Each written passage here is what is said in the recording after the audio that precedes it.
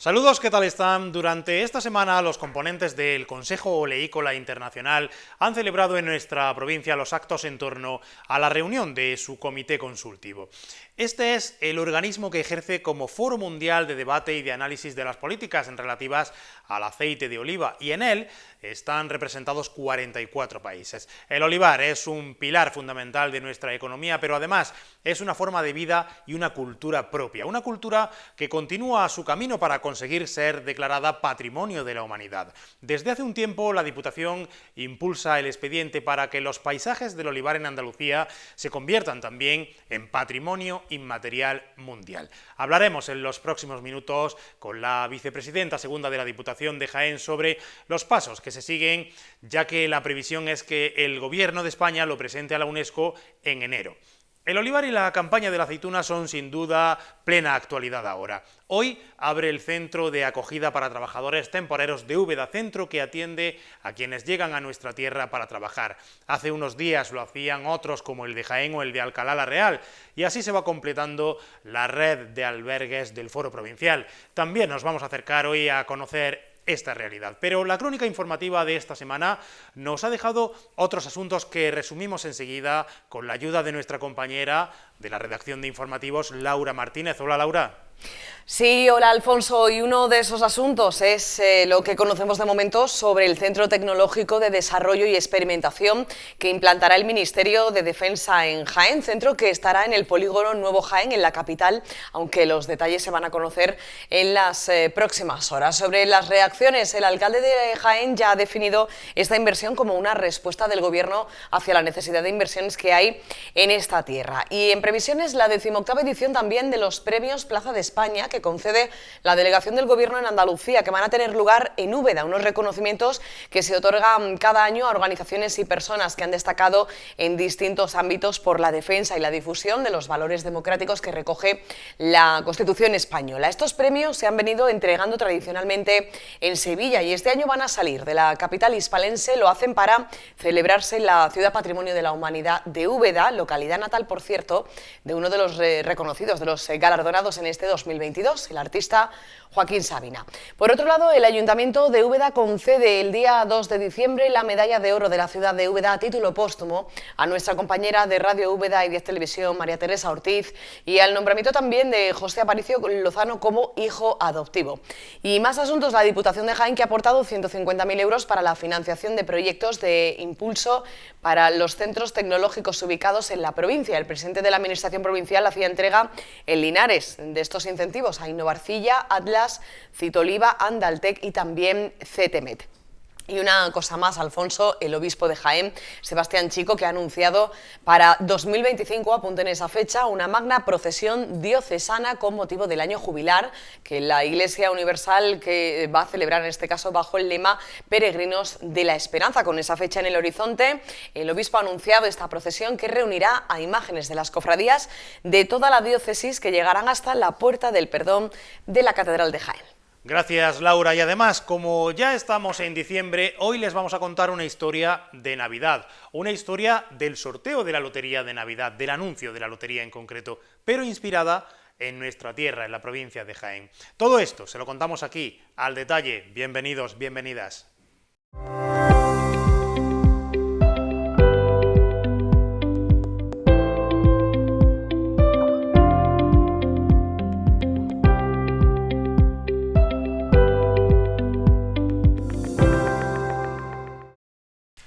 ...1 de diciembre, hoy se conmemora el Día Internacional del Olivo. Fue hace realmente el pasado domingo, cuando se establece en el calendario la celebración para el Día Internacional del Olivo, pero aprovechando la presencia de los miembros del Consejo Oleícola Internacional esta semana en la provincia, en concreto en la capital, en la ciudad de Jaén, se ha decidido también poner simbólicamente los actos en conmemoración en este mismo día. Y con este motivo queremos hablar aquí en Al Detalle, en 10 Televisión y en la cadena SER, del olivar, de los paisajes del olivar de Andalucía en concreto. Saben ustedes que hay en marcha una iniciativa de la Diputación Provincial de Jaén que apoya muchísimas instituciones, organismos, universidades de la comunidad autónoma de Andalucía para conseguir entre todos, intentar al menos conseguir que los paisajes del olivar en Andalucía sean también patrimonio de la humanidad. Candidatura impulsada, como decimos, por la Diputación, y hoy nos visita la vicepresidenta segunda de la Diputación de Jaén, Pilar Parra, quien ya nos acompaña. Pilar Parra, muy buenas, ¿cómo está? Buenas, muy bien.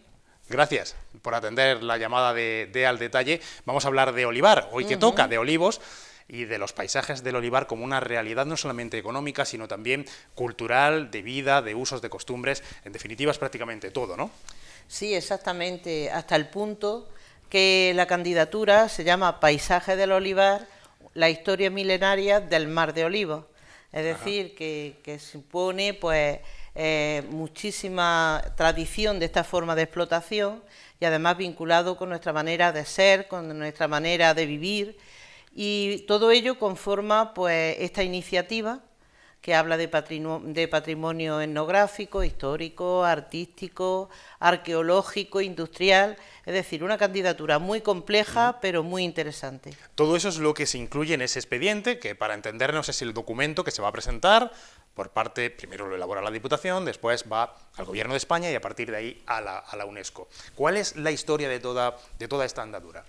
Bien, pues la historia empezó allá por el año 2009, esta inquietud cuando estaba también el anterior presidente, Felipe López, que ya la Diputación despuntaba en esa tarea de promoción del aceite, de investigación, de apoyo al empresariado para que comercializara el aceite, pues de ahí comienzan a hacer ese interés, y especialmente porque también la Fundación Guillén estaba impulsando esa idea y cristaliza en la Diputación de Jaén.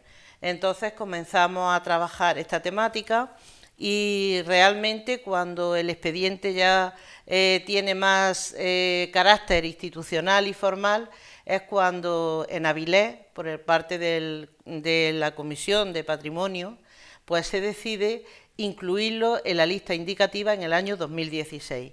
A partir de ahí empieza esa andadura formal por la que seguimos caminando. Seguimos caminando, seguramente llegará a buen puerto, hablando de Mar de Olivos, pero decíamos una iniciativa de la Diputación, parte de la provincia de Jaén, pero que tiene el apoyo de prácticamente toda Andalucía, porque hablamos de los paisajes en la comunidad autónoma. Exactamente, son muchos los actores. Las distintas diputaciones de las ocho provincias, 6 están implicadas, es decir, excepto Almería y Huelva, por las características de su paisaje. Estas no forman parte de esta candidatura, pero el resto tiene esos BUE o valores excepcionales universales, están representados en todas estas provincias. Por ello se suman las universidades, que tienen un papel activo y de investigación, de conocimiento. En ello, las organizaciones agrarias, fundamental, porque al final los titulares del bien son los agricultores y las agricultoras, ¿no? Entonces, por supuesto, hay que contar con ellos. Y además de ello, como he dicho, la Fundación Guillén, y después ha habido muchísimas adhesiones de ayuntamientos, adhesiones de otros organismos. Ayer mismo presentábamos el cupón de la ONCE y nos decía la directora, Rosario, que quieren adherirse a esta candidatura, y ese cupón de la ONCE para el miércoles 7 de diciembre son los paisajes del olivar de Jaén. Además bajo el lema Jaén Mar de Olivos, ¿no? Exactamente, exactamente. O sea que van sumándose propuestas, iniciativas, y el expediente ya está muy avanzado. En el año 21 el Gobierno de España, porque cada año solamente cada país puede presentar una candidatura. Entonces ya determinó el Gobierno de España en el año 21 que la candidatura para este 2023 iba a ser la candidatura de los paisajes del olivar. Es decir, que el Gobierno de España ya tiene decidido Sí. que los paisajes del olivar será la candidatura que presente España a la UNESCO. Exactamente. ¿Y en qué punto se encuentra el expediente? Bien, pues ya el año pasado esto es muy complejo, estamos hablando de un paisaje cultural, agrícola, vivo, productivo, entonces es tan complejo, tiene tantos elementos, tantos indicadores, que estuvimos reformulando, estuvimos concretando en base a informes que hizo tanto ICOMOS como el propio Ministerio de Cultura o ese Comité de Patrimonio. Y después de esa reformulación, pues ya tenemos un expediente mucho más contundente, más estructurado, y que también viene a hacer un relato de lo que significa esa historia milenaria de nuestro mar de olivos, y ya está, según la opinión de los técnicos, está totalmente depurado. Ahora ya estamos en fase de traducción, de maquetación, de hacer las copias para que en diciembre se mande al Ministerio de Cultura. Y a su vez el Ministerio de Cultura en enero ya lo manda para que comience a la UNESCO, para que comience ese proceso internacional. Es decir, ahora está más sólido, ¿no? Le escuché el otro día en la rueda de prensa. Exactamente, y está más sólido. Nos da más posibilidades, podemos decir. Claro, claro, se han mejorado las imágenes, se han mejorado la cartografía, se ha concretado más, porque lo más importante, ellos hablan del lenguaje UNESCO. Entonces tenemos que pensar que evaluadores de otros países que no tienen ningún contacto ni conocen nuestro olivar, pues tienen que salir convencidos de que el olivar de Andalucía, estos paisajes del olivar, pues realmente tienen ese valor universal excepcional. Es decir, tiene que ser algo único que no exista en otros territorios, que no tenga esa contundencia y que además sea merecedor de una protección para generaciones venideras. Eso es el espíritu UNESCO. Imagino que los ejemplos de Úbeda Baeza habrán servido también, ¿no? Al menos en la tramitación, en fin, el asesoramiento. Sí, además también Marcelino, que fue actor principal, el anterior alcalde de Úbeda, en este proceso, pues está trabajando, es el que coordina el proyecto, el expediente. Y también la persona que en su día, técnicamente, la directora, es la misma. O sea que coinciden muchos elementos, coincide la experiencia. Y ahora hemos sumado también otras personas que han llevado otros expedientes, otras candidaturas que finalmente han sido declaradas Patrimonio Mundial. O sea que todos los elementos están ahí. Y lo que también va a ser importante, que vamos a hacer una consulta a organizaciones agrarias, estamos ya en el último paso, todo está, pero claro, este paisaje necesita también una protección, porque es uno de los elementos clave. ¿Por dónde pasa esa protección? Bien, esa protección básicamente no es necesario que se declare bien de interés cultural, pero sí que habrá que, por lo menos, informar a la UNESCO cuando se quiera hacer. Imaginemos que se quiere cambiar, por ejemplo, el olivar por otro tipo de cultivo. Pues eso sí que habría que comunicarlo a la UNESCO y entonces pues tendrían que tomar determinadas acciones, ¿no? Claro. No de impedirlo, pero a lo mejor ese BUE, ese punto estratégico, no podría ser, no lo podría ser. Entonces, todo esto tiene siempre esa supervisión de la UNESCO, lo mismo que lo está teniendo Úbeda y Baeza, ¿no? El patrimonio material, por así decirlo, claro. Exactamente. Estamos hablando de unos beneficios evidentes, ahora le preguntaré por el caso también de Úbeda y Baeza, pero también un nivel de protección, claro, que para mantener el bien. Para mantener ese bien. Decíamos, Úbeda Baeza, se cumplen ahora el año que viene 20 años de la declaración del Patrimonio de la Humanidad. Imagino que la Diputación también colaborará en estos actos, pero antes, por cerrar el tema de los paisajes del olivar, ¿en qué punto exacto se encuentra ya el expediente? En el año que viene ya, el mes que viene, el Gobierno de España lo va a presentar a la UNESCO. ¿Cuáles son los plazos que se manejan? Bien, los plazos, en principio, en torno al verano del 23, o sea, el año que viene, UNESCO ya se va a pronunciar, porque ellos lo que hacen es estudiar el expediente, en unos casos hacen recomendaciones, que suele ser lo más habitual, esto es muy complejo, te recomiendan pues que mejore un aspecto, que mejore otro, o puede ser que la candidatura se apruebe, pero digo, es altamente complejo. Casi todas las candidaturas que llegan, al final tienen que ser de nuevo retocadas, estructuradas,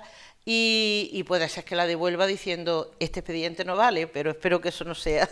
Confía usted en que sí, ¿no? En que sí, hombre, hay técnicos muy solventes y mucha experiencia acumulada, como decía, y el ejemplo es que las personas que trabajaron en Úbeda y Baeza en la candidatura, que también cuando llegó tuvo que ser reestructurada. O sea, es decir, que es algo más o menos habitual. Sí, es lo habitual, que te exijan o que te pidan que perfeccione aún más el expediente. Ahora sí, 20 aniversario de la Declaración de Patrimonio Mundial de la Humanidad de Úbeda Baeza. Decía, la Diputación también dispuesta, ¿no?, a colaborar. Sí, yo creo que la Diputación siempre está dispuesta a promocionar, a colaborar, y muestra de ello es que tenemos partidas específicas para las 2 ciudades Patrimonio de la Humanidad, tanto para que paguen esa cuota a la Asociación de Ciudades Patrimonio de la Humanidad, como para hacer inversiones cada año en las ciudades, las 2 ciudades. Sobre otra candidatura que también aspira a convertirse en Patrimonio de la Humanidad, la de la Catedral de Jaén. Impulsa en este caso el Ayuntamiento de Jaén, pero la Diputación forma parte, ¿no?, de ese comité, o al menos de esas reuniones que hay. Sí, ¿Qué así nos puede es. contar de esto? Bien, de esto conocemos que la universidad es la que está ahora mismo, pues reforzando el expediente para darle pues ese carácter de que realmente la Catedral de Jaén inspiró otras catedrales en Iberoamérica, y en esa tarea están, de reforzar la argumentación. Aquí lo más difícil de estos expedientes es demostrar que es algo singular, que es algo universal y único. Ajá. Entonces, claro, tienes que explicarlo muy bien para que, insisto, alguien que no conoce nada de lo que le estás contando, pues vea en ello esos valores universales que lo hacen excepcional y que tenga que pervivir en el tiempo. Vicepresidenta, estamos hablando en definitiva del olivar. Sí. El olivar desde la parte inmaterial, desde la parte cultural, podríamos decir, pero también es una evidencia que es un pilar fundamental de la economía. Este año la campaña, ya sabe, viene mucho más mermada y la Diputación impulsa un plan especial de empleo que además parte se recoge en los presupuestos que acaba de aprobar la Diputación. Sí, exactamente. Cuando ya teníamos indicios de que la campaña pues iba a ser muy corta, iba a ser una campaña que iba a suponer una pérdida de jornales muy importante para esta provincia, decidimos con parte del remanente y después también con los presupuestos del 23 hacer este plan provincial de jornales dotado con 10 millones de euros.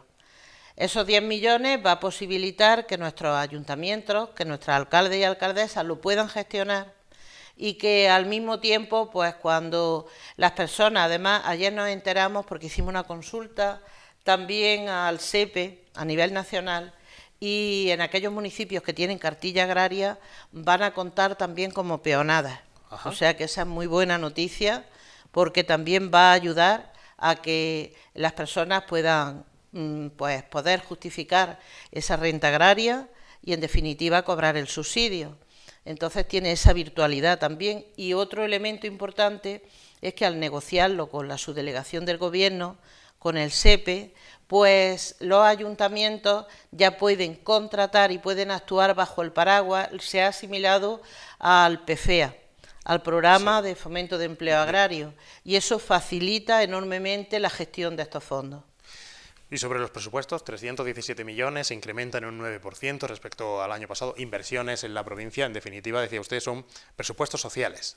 Sí, muy sociales, porque el área que más peso tiene son las políticas sociales. Estamos hablando de 84,3 millones, se ha incrementado en 3,6 millones, y donde los servicios sociales comunitarios, donde las propias residencias de la Diputación tienen un protagonismo especial. Y sobre todo son unos presupuestos también que están aprovechando la oportunidad de los fondos europeos. Algunos de los programas que ya nos han concedido ni siquiera tienen aún reflejo, pero hablamos de casi 40 millones que al final se van a aborcar sobre el presupuesto del año 23. Pues Pilar Parra, no sé si tiene algo más que añadir después de este... Bueno, muchísimas cosas, pero entiendo... que el tiempo es limitado, ¿no? Claro, tengo los presupuestos tan recientes que los podría ir... Habrá tiempo durante todo el 2023 desgranando uno a uno. ir desgranando. Muy bien. Muchísimas gracias. Nada, muchas gracias a ustedes.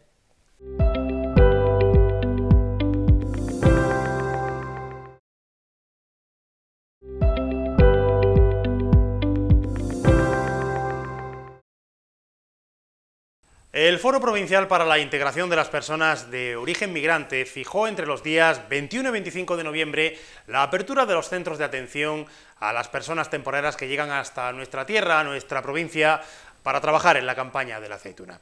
Una campaña que este año, como ya he sabido, pues viene muy mermada respecto a la temporada pasada. Cabe recordar que pese a la recomendación de este foro, las competencias para abrir los albergues son municipales, es decir, son los ayuntamientos los que deciden finalmente cuándo ponen a disposición estos centros para que comiencen a funcionar, sobre todo en función de la demanda que pueda darse en cada municipio.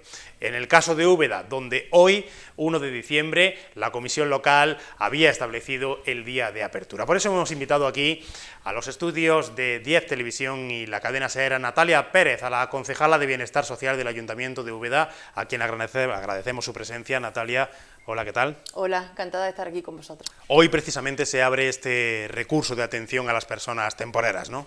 Sí, así es, efectivamente. Ya, como bien sabéis, se celebró la Comisión Local de Inmigración, la que está conformada por diferentes miembros y asociaciones y entidades de Úbeda, y así se acordó en el punto del día.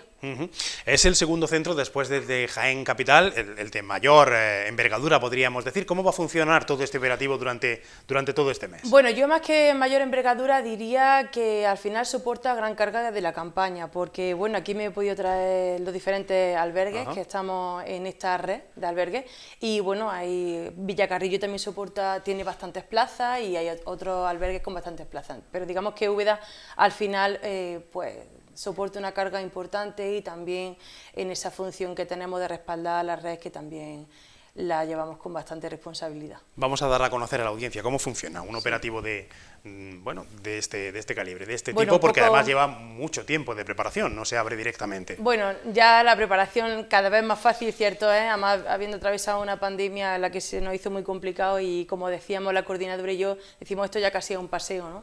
Pero bueno, a la hora de organizar este dispositivo de emergencia, como se llama, pues bueno, esta es siempre la misma dinámica. Hay unas previas con unos contactos del foro de inmigración con nuestros técnicos, en los que se plantea pues cómo está la circunstancia a nivel general en lo que es la campaña de aceituna, y luego posteriormente pues ya se queda un poco la organización a nivel local.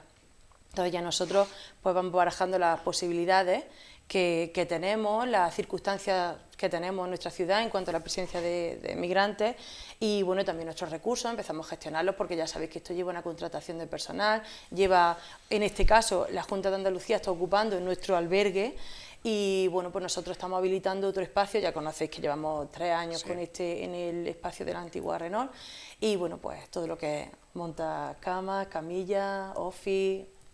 Uno de los primeros que abría el dispositivo era el Ayuntamiento de Jaén. Sí, pedía al resto de ayuntamientos que tenían este centro de acogida que también iniciaran ya también la apertura. ¿Por qué se ha decidido el día 1 en función también de la campaña, ¿no?, y de la demanda? Bueno, pues porque al final Jaén siempre decimos que lo tiene un poquito más fácil. Ellos tienen un centro que está trabajando todo el año, no tienen que montar nada, cuentan con su personal y al final una decisión, muy buena decisión, pues que ellos abran cuando las circunstancias de su municipio, bueno, en este caso de esta capital, pues lo requiere, ¿no? Nosotros no entendíamos que tuviéramos que apresurarnos tanto, puesto que esta mañana la policía nos decía que había 8 personas por nuestra ciudad. Quiero recordar que nosotros a la hora de abrir siempre hemos abierto con 20 y algo personas, casi 30. Entonces, bueno, como al final la decisión queda un poco autonomía de las entidades locales, pues también contando con que las cooperativas abren el día 1 oficialmente para la campaña, pues digamos que esto es siempre una cuestión de coordinación, no de ir cada uno por libre. Ya que habla de coordinación, como es también esa coordinación con todo el foro provincial, donde trabajan no solamente los ayuntamientos, sino también ONGs, por ejemplo. Bueno, pues yo creo que siempre es muy buena, ¿no? En el foro en el foro provincial, pues la Junta procura pues reunir a todas las personas que tenemos algo que ver en esta campaña de aceituna. Lo digo así de forma más, pero vamos, que es verdad que allí hay una reunión muy importante en la que ya se empiezan a ver pues los movimientos, los datos, la Junta también nos informa sobre los diferentes dispositivos que han puesto en funcionamiento de cara a la campaña, porque claro, con los años que estamos atravesando, pues el año pasado era más centrado en salud, porque ya sabéis que teníamos un tema muy importante que resolver, y este año pues bueno, ya se va normalizando. También nos cuentan que han puesto en dispositivos nuevos en funcionamiento, como el de alta frecuencia y el de matriculación de menores, y bueno, pues ya digamos que muy bien. Luego ya hay una relación muy directa, porque ellos procuran que la red de albergues funcione perfectamente, es que no cabe de otra manera. Entonces, si entramos en conversaciones ¿Hay este año también un coordinación. punto de información en la estación de autobuses? Sí, nosotros como siempre tenemos un punto de información que nosotros le llamamos PIABI. Esto también va subvencionado por la Junta de Andalucía, no con todo el dinero que nosotros solicitamos, pero bueno, más vale eso que nada, ¿no? Y ahí es donde, digamos, se establece el primer contacto, ¿no?, con las personas Claro, que vienen hasta Úbeda, en este caso, a trabajar. Claro, el itinerario de una persona que llega a nuestra ciudad, la primera persona que le recibe es el mediador, y que está en el punto en el PIABI, que como ya he dicho, y bueno, él ya tiene toda la información necesaria de organizaciones, de dónde poder comer, de dónde poder asearse, porque bueno, también recuerdo que nuestro albergue no solamente da servicio a los alojados, sino también a los no alojados. Entonces bueno, ellos tienen toda la información, digamos, de toda la ONG, por ejemplo, lo que reparte Cruz Roja, los kits, Cáritas también, donde pueden ir a comer al comedor, luego también aparte le dan sus bolsas, en fin, que desde que llegan tienen toda la información de nuestra ciudad. Ha mencionado la concejala a Cáritas. Precisamente Cáritas Interparroquial de Jaén ponía en marcha a mediados del mes pasado su dispositivo de calle para acompañamiento de personas temporeras durante la campaña de la recolección de la aceituna.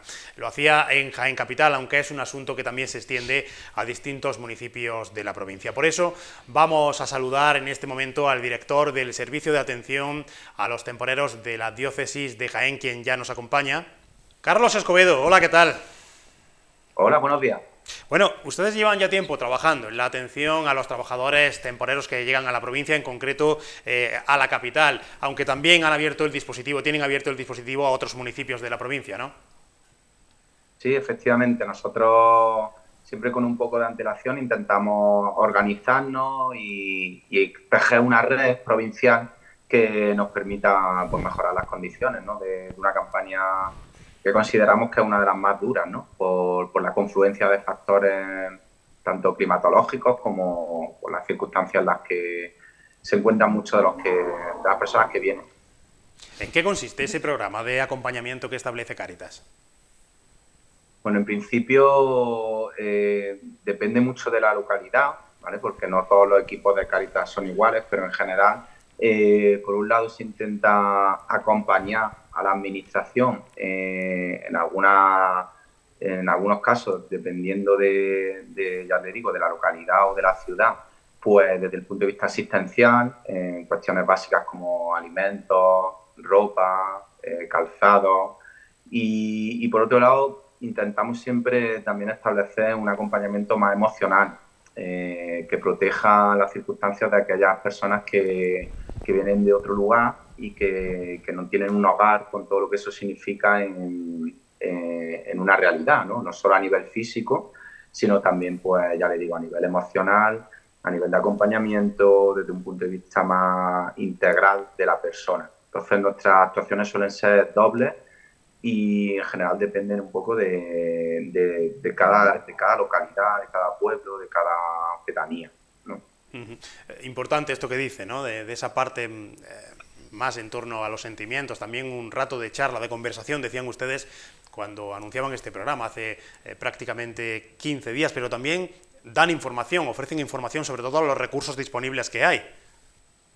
Sí, muchas veces la primera fase de proteger o de dignificar a alguien, a una persona, consiste simplemente en informarle de aquello que existe en la realidad a la que llega. Es decir, que esta información que cualquier ciudadano a lo mejor tiene acceso a ella de manera más sencilla y también sin ninguna dificultad del idioma, pues en ocasiones consiste en la primera fase de acercamiento, ¿no?, a alguien.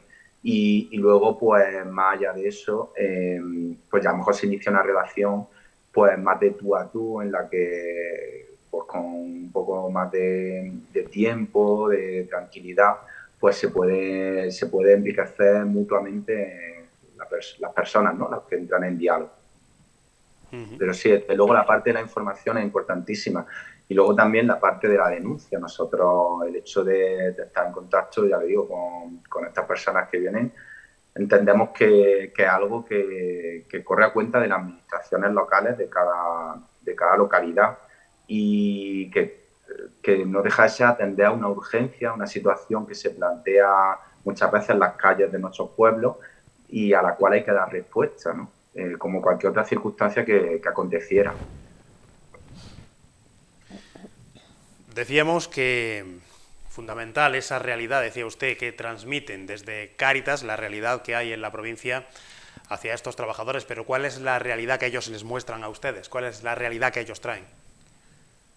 Bueno, es muy diversa. Aquí no hablamos de un grupo homogéneo, sino que hay diferencias. No es lo mismo aquellos que vienen con un contrato y con algún patrón que, digamos, llevan años trabajando y que incluso les facilita el alojamiento en algún tipo de vivienda que el propio patrón ha habilitado para tal efecto. No es lo mismo esa realidad que la de aquellos que vienen a nuestras ciudades o pueblos e intentan conseguir trabajo y entonces les resulta más difícil o a veces prácticamente imposible alquilar. Podríamos decir que aquellas personas que quieren alquilar algo les resulta prácticamente imposible por la temporalidad por la que vienen a veces, otras veces porque se encuentran con un racismo también desde el punto de vista de los alquileres. Y luego hay realidades, pues ya les digo, de deterioro continuo, ya que hay mucha gente que viene a intentar encontrar trabajo y por desgracia no lo encuentra y se tiran 2 meses deambulando por la provincia, quizás a veces de pueblo en pueblo, otras veces los 2 meses en el mismo sitio intentando localizar a alguien que los contrate y no siempre lo consiguen o muchas veces no lo consiguen y esa persona pues se va deteriorando físicamente y emocionalmente, ¿no? Porque muchos de ellos pues a veces tienen que permanecer en la calle, en infraviviendas, en lugares realmente indignos. Aquí está también la importancia que usted dice, ¿no?, de ese mensaje también de denuncia, en cierto modo, donde las administraciones deben tomar parte, ¿no? Sí, entendemos que sí. Entendemos que la primera respuesta debe ser de las administraciones locales y de hecho así es en muchos sitios y ya aquí, claro, como hablamos en términos generales, la perspectiva que quizá hoy yo pueda aportar más es la necesidad de crear una red también desde el punto de vista de la administración pública en la cual las decisiones se tomen de forma conjunta, porque en esta campaña se digregan en muchos pueblos, muchos pequeños municipios, que cada uno da una respuesta diferente. Y a veces no vemos la interrelación que hay entre que un pueblo actúe de una forma respecto al pueblo vecino, ¿no? Entonces, pues ahí tenemos un poco el quid de la cuestión o la propuesta de mejora, la clave de mejora, la denuncia también respecto a esa posibilidad de organizarse mejor entre pueblo y pueblo, de forma conjunta, no solo cada uno en su territorio, ¿no? Tengo aquí el dato apuntado del año pasado, atendieron ustedes a unas 4.000 personas, corríjame si me equivoco. Este año la campaña viene más corta, más mermada. ¿Tienen alguna previsión? Bueno, la previsión es parecida. Ya el año pasado los números descendieron respecto a anteriores campañas. Este año es complicado, ¿no?, porque cada año es un mundo, pero es cierto que a la vez incluso menos aceituna que el año pasado, pues también se prevé que llegue menos gente. Aunque tenemos que tener en cuenta que la situación de crisis actual en España está generalizada y también a nivel de temporero, es decir, que muchas veces vienen porque vienen de otro sitio en el cual tampoco han conseguido trabajo y vienen aquí por si acaso. Entonces, no me atrevería a decir que si los números van a ser parecidos o no. Ahora mismo la realidad, ya le digo, es muy diferente. Jaén Capital no está igual que algunos pueblos, todavía no hay mucho movimiento entre la provincia y se está localizando casi todo en Jaén Capital, que es un lugar muy de tránsito y que es punto un poco de interconexión a nivel también de transporte. Pero bueno, es complicado, ¿no? Es decir, se prevé algo parecido, pero no sabría decirlo todavía. Yo siempre digo, o hago la misma pregunta cuando hablo con ONGs, con organizaciones como en este caso Cáritas. Quien esté interesado en colaborar con Cáritas puede hacerlo. ¿Cómo puede hacerlo? Bueno, hay diferentes formas de apoyo. El primer apoyo es presentándose en cualquier Cáritas local o parroquial y prestando la disposición, y a través de ahí ver un poco el perfil de la persona que se acerca. Para nosotros, como le decía al principio, es muy importante la parte de acompañamiento en calle. Por lo tanto, a veces, más que algo material, el voluntariado consiste en disponer de un tiempo diario o una vez a la semana, o dependiendo de cómo se organice cada equipo, para acompañar a gente que está en la calle. Otro perfil, otra forma de ayudar es a través de donaciones, por supuesto, sobre todo de ropa de abrigo, de mantas y sacos, sobre todo, que luego esos equipos reparten por la noche, de donativo económico que es destinado específicamente en este sentido a la campaña de temporeros. Se podría también considerar una forma de voluntariado, por supuesto. Y en general, en los tiempos que vivimos, yo creo que una forma de ser voluntario, y que implica poco tiempo, pero sí es más una actitud, es sensibilizando, hablando de la humanidad que hay detrás de cada persona que viene a buscar trabajo, pero que tiene un ser humano en sí, ¿no? Simplemente ser consciente de esto, hablarlo ante comentarios que continuamente escuchamos de bulos y de generalizaciones.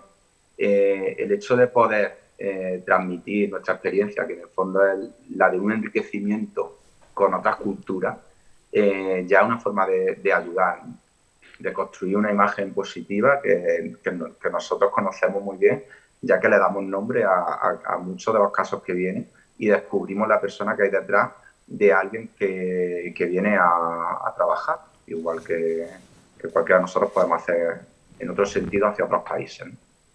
Con ese mensaje nos vamos a quedar, si le parece. Carlos Escobedo, director del Servicio de Atención a Temporeros de la Diócesis de Jaén, de Cáritas. Muchísimas gracias por habernos acompañado. Enhorabuena por esa labor que realizan. A ustedes, muchas gracias por dar voz también. Importante, fundamental, la labor que realiza Cáritas también en Úbeda, concejala. Desde luego que sí, para nosotros es un pilar fundamental, junto también con otras entidades como Cruz Roja también, y bueno, podía nombrar muchísimas otras porque todas aportan su granito de arena en este caso, ¿no? Con Cáritas es verdad que tenemos un soporte muy importante en cuanto a garantizarle alimento caliente durante esta temporada, que como decía Cáritas, con estas condiciones climatológicas, luego también Cruz Roja, que reparte sus kits de ropa para invierno para que puedan estar arropados, Protección Civil, que siempre está al quite, Unión de Cofradías, que nunca, da igual frío, lluvia, nieve, siempre salen con su dispositivo a ver qué personas están en la calle para poder darle también algo caliente. Y bueno, también otras asociaciones como Mundo Acoge, otros años que han participado también con el tema de reparto de billetes. En fin, podría estar aquí hablando, ¿no? Quizá habría que hacer una específica de nuestros miembros de la comisión. No me gustaría dejar a nadie atrás porque todos son importantes, incluso también al CISEN, ¿no?, que nos cede sus instalaciones, que nos deja poner allí el PIABI, que ya veis que es de vital importancia, que sobre todo, pues... Bueno, prácticamente toda la sociedad, sí, o toda la representación de la sociedad colabora, participa. Es un orgullo cómo funciona Úbeda, su ONG y en materia de inmigración. De verdad que estamos muy satisfechos. Por último, le quiero preguntar por algo en lo que ha incidido Carlos, la coordinación que debería haber, dice, entre los distintos municipios, ¿no?, a través del foro provincial, entiendo. ¿Qué piensa usted? Bueno, yo, a ver, hablando desde la parte que me corresponde como administración local, pero también un poco como la Junta de Andalucía, ¿no?, nosotros creemos que sobradamente establecemos un dispositivo responsable para afrontar esta campaña. Tenemos que recordar que aquí no solamente somos las administraciones públicas, que estamos cubriendo una responsabilidad, que digamos que es una corresponsabilidad que tenemos con el campo, con los agricultores, con los jornales. Entonces, bueno, Junta de Andalucía, antes cuando hace el foro siempre le gusta recordar que ellos ponen un teléfono a disposición de la persona que quiere venir a nuestra ciudad para saber si tiene posibilidad de contrato, de vivienda y todo eso. Entonces quizás eso es un primer paso que se debe de dar. Una vez que llega a nuestra ciudad, tiene un dispositivo solamente montado para estas personas, que le da un lugar donde dormir, un alimento, un aseo y, bueno, y como digo, los diferentes servicios que prestan los miembros de la comisión. Entonces, bueno, yo creo que como administración pública ponemos todos los recursos que tenemos a disposición de los temporeros, tanto nacionales como extranjeros. Natalia Pérez, concejala de Bienestar Social del Ayuntamiento de Úbeda. Como siempre, gracias. Muchas gracias a vosotros.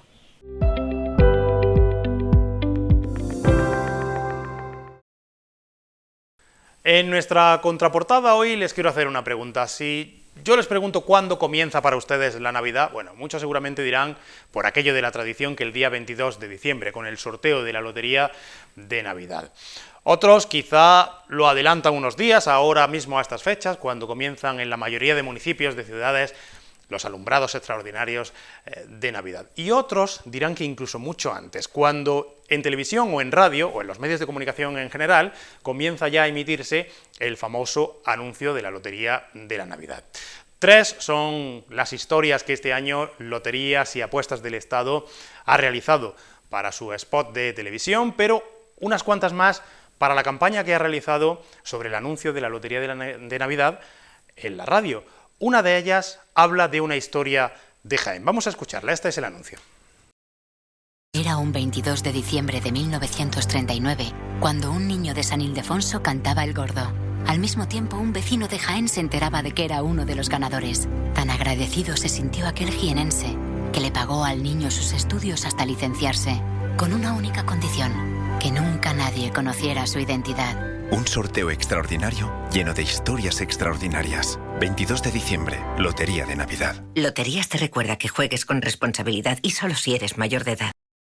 Un niño de San Ildefonso saca la bola con el número premiado, alguien en Jaén es agraciado y le paga los estudios, dice este anuncio, esta cuña publicitaria del spot, de la campaña de la Lotería de Navidad, del sorteo de Lotería de Navidad.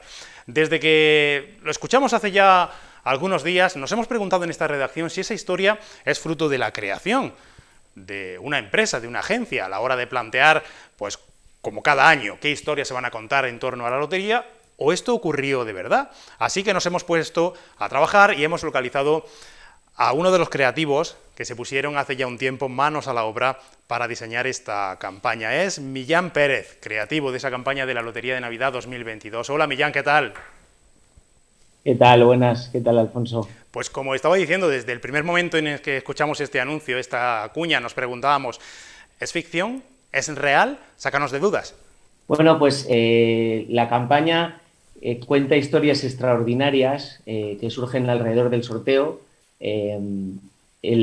Como decías, en la campaña de televisión contamos tres historias que giran en torno al sorteo y que en este caso son ficciones, ¿no? Historias que nosotros escribimos en un guión y luego se le da vida con unos personajes, con unos actores, con unos escenarios. Pero en el caso de la radio, en el caso de las cuñas, lo que optamos es por contar esas historias reales que nos habían inspirado para hacer esas ficciones. Decidimos plasmarlas tal cual, ¿no? Entonces, en el caso de esta historia que acabas de poner, sí, es una historia totalmente real. Es una historia real. ¿Que buscasteis cómo apareció, cómo llegó a vuestra redacción? Sí, nosotros cuando empezamos un poco a manosear la idea y a pensar cómo podían ser estas historias extraordinarias, como te digo, empezamos a encontrar muchas en Internet. Pues normalmente cuando estamos pensando y elaborando las campañas, pues hacemos búsquedas en Internet porque muchos textos son inspiradores, ¿no? Y una de las cosas que nos dimos cuenta es que el sorteo, desde sus inicios, ha generado muchas historias que giran en torno a un décimo. Entonces, esta fue una de esas historias. Además, contamos con la ayuda de una documentalista, Bea Requena, se llama, una chica muy buena, que nos además de la búsqueda que habíamos hecho, nos ayudó a contactar con esos protagonistas, a buscar más información y a tener, digamos, toda la documentación para luego generar esas historias, como en el caso de la radio, ¿no? ¿Y qué nos puedes contar de los protagonistas? ¿Qué nos puedes contar de la historia real? ¿Qué sabéis? Bueno, justo la historia del niño de San Ildefonso es curioso, ¿no? Porque es una historia un poco llena de misterios. Te cuento porque de primeras es la única historia de las que hemos buscado que no hemos conseguido contactar con el protagonista. Entonces, claro, eso nos ha dificultado a la hora de contarla. Entonces, bueno, lo que hemos hecho es, en vez de como las otras cuñas que contamos datos y decimos nombres, en el caso de la historia del niño de San Ildefonso y ese personaje anónimo de Jaén, pues bueno, la tuvimos que hacer basada en hechos reales porque no conseguimos contactar con el protagonista. Si quieres te cuento un poco la historia, claro, que hasta donde sabemos. Sí, sí.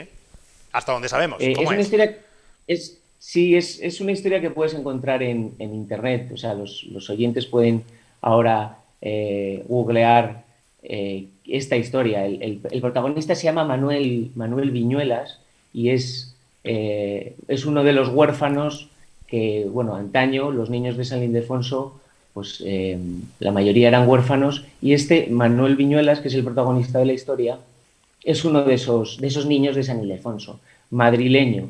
Y bueno, la historia arranca, creo que es creo que es el primer sorteo, no sé si es en el 39 bueno, después de la Guerra Civil es el primer gordo que se canta, lo canta este niño. De hecho, hay un vídeo en YouTube que se puede buscar, que es del Nodo, y el niño aparece. Creo que es el segundo por la izquierda, que lo dice en el propio artículo, lo comenta. Entonces, bueno, este niño da el gordo, lo canta, y uno de los agraciados, que es el que sabemos que es un vecino de Jaén, como muestra de agradecimiento, le paga 3.500 pesetas. Como eran además niños, pues eso, con dificultades, bueno, pues le paga los estudios, como forma de agradecimiento. 3.500 pesetas de la época, claro. Claro, que eso era una pasta. Entonces, y además, años más tarde, el niño vuelve a contactar con él para ver si puede pagarle la carrera, la carrera de perito agrícola. Ajá. Y entonces, que creo que la matrícula costaba 300 pesetas al mes, que también es un dineral. Y este misterioso jienense le dijo que sí, le pagó toda la carrera. De hecho, sabemos que se licenció, formó una familia y que tiró para adelante, y con la única condición de que nunca se supiera, ¿no? Nunca nadie supiera la identidad de este. Sabemos que se llama Alejandro. Sabemos que se llama Alejandro. ¿Sabemos algo más? ¿Algún municipio en concreto? ¿De qué zona de la provincia de Jaén era? No. Nada, ya te digo que, claro, en parte la investigación se frenó porque no pudimos contactar con Manuel, y luego además se suma lo que te decía antes, el misterio de quién es este señor. Además, supongo que por la edad y por los años de los que estamos hablando habrá fallecido, porque el hecho de Manuel Viñuelas, el protagonista, tendrá ahora pues 90 años, o sea, es un señor ya muy mayor. ¿Habéis vuelto a contactar con Manuel, con el niño de San Ildefonso, una vez que ya se han emitido los anuncios? No, bueno, es una de las cosas que nos hubiese gustado, pues que alguien, después de escuchar la radio, como os ha pasado a vosotros, pues nos contactase, ¿no? Decir, oye, pues yo soy el protagonista de esa historia, pero no ha sido así, ha sido una pena, la verdad. Pero bueno, igual la han escuchado él o sus familiares, pero no hemos podido contactar con Manuel.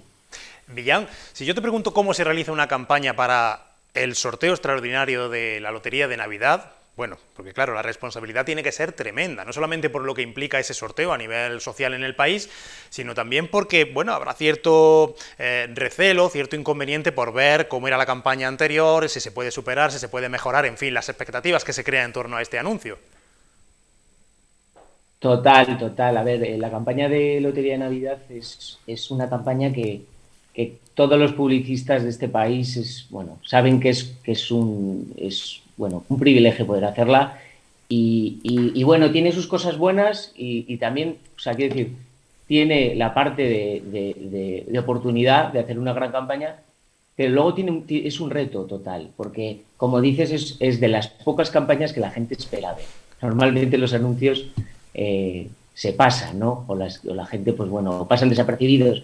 Sin embargo, la campaña de Navidad es una campaña que, como decías al principio del programa, que arranca, que casi para mucha gente supone el principio de la Navidad, y luego que también la gente tiene como un histórico de los anuncios de Navidad. Sí. De hecho, muchos de los comentarios que luego lees en redes sociales cuando lanzas la campaña son de que vuelva el gordo, o sea, que vuelva el calvo de la Navidad. ¿Te acuerdas de aquellos anuncios de los 90?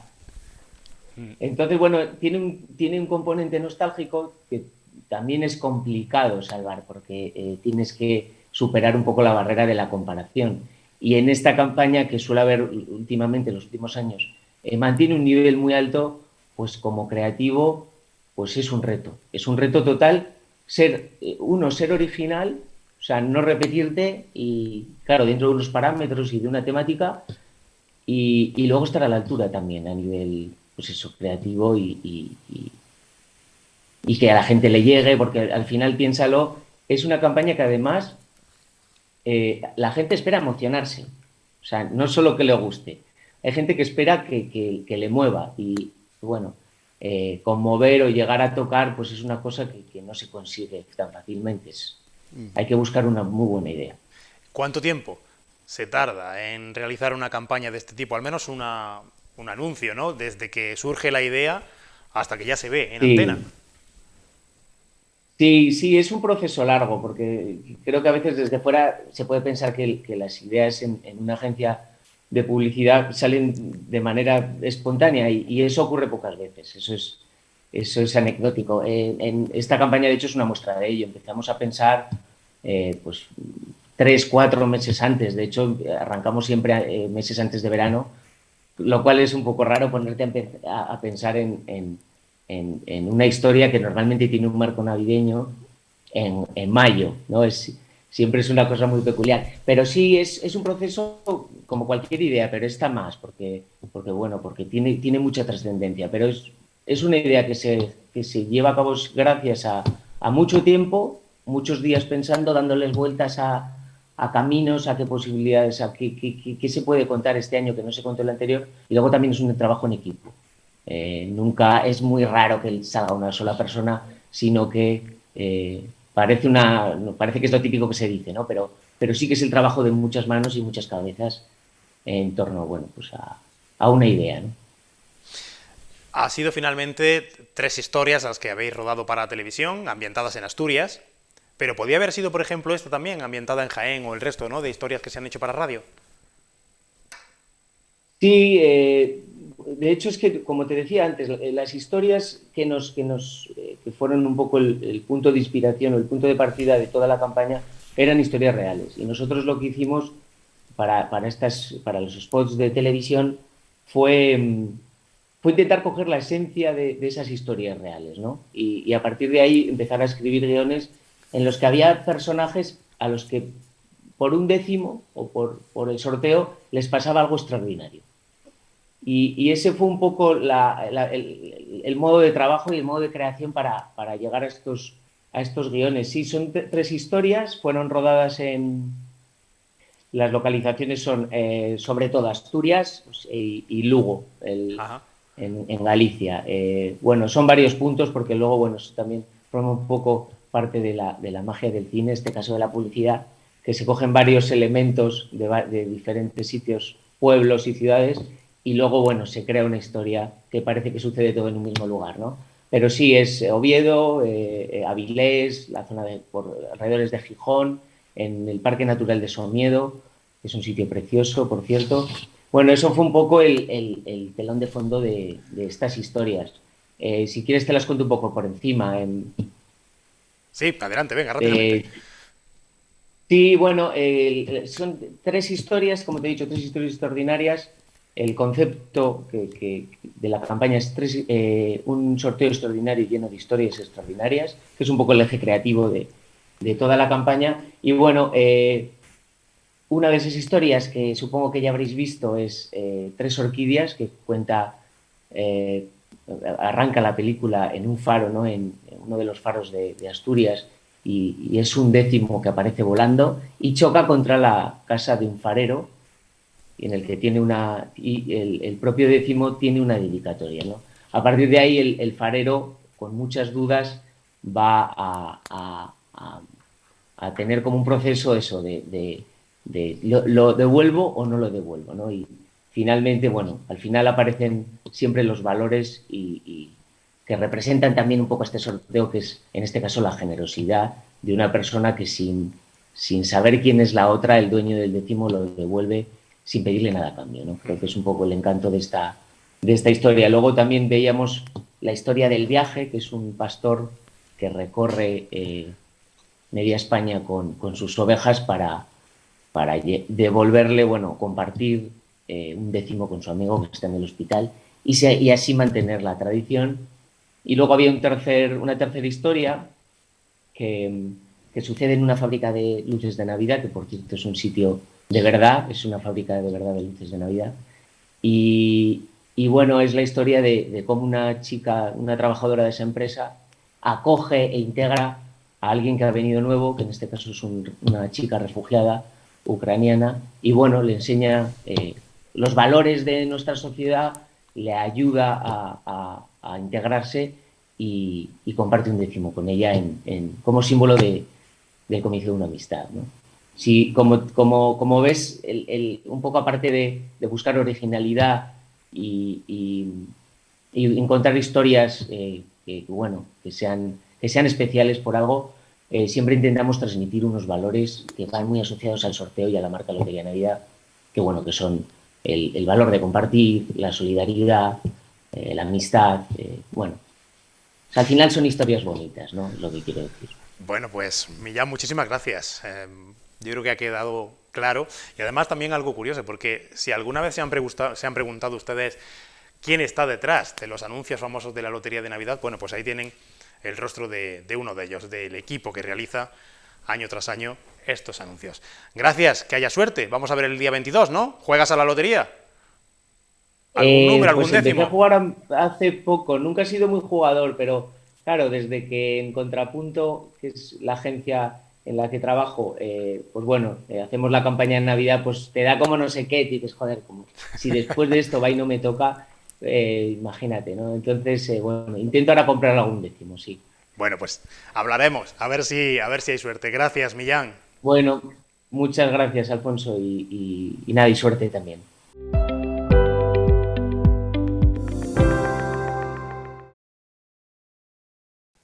Pues señoras, señores, nosotros vamos a poner aquí el punto y final de este Al Detalle en esta semana. La próxima no habrá, por aquello de que es festivo. Volvemos en 2 semanas. Estaremos aquí y hablaremos ya, eso sí, de Navidad. Hasta dentro de 2 semanas. Aquí les espero. Gracias.